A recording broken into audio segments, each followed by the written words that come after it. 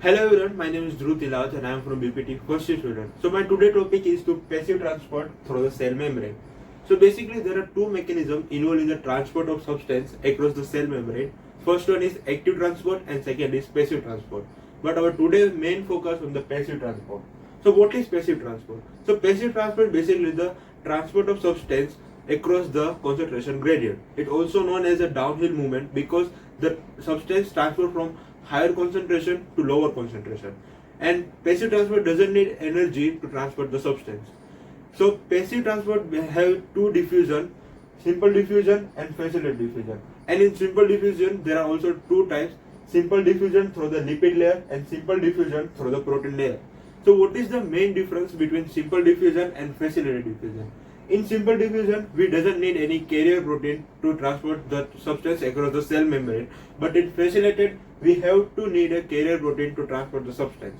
So we have to discuss all these three types one by one. First, we have to go with the simple diffusion through lipid layer. So now we discuss about our first category, simple diffusion through lipid layer.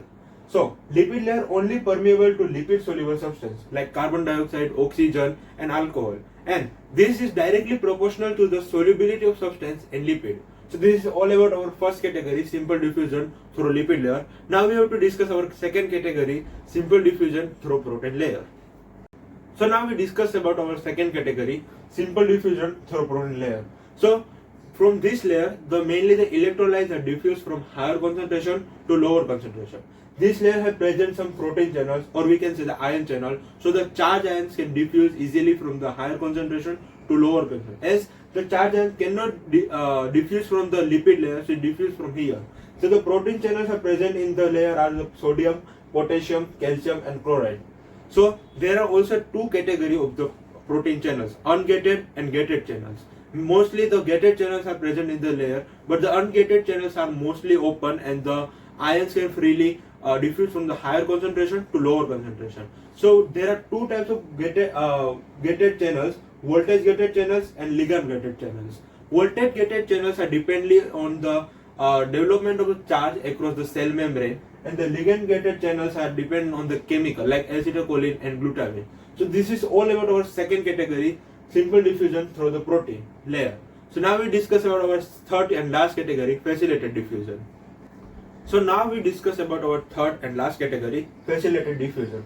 So in this type of diffusion, water soluble substance transport through those substances which having the large molecules, and in facilitated diffusion the substance are transported more faster than the simple diffusion.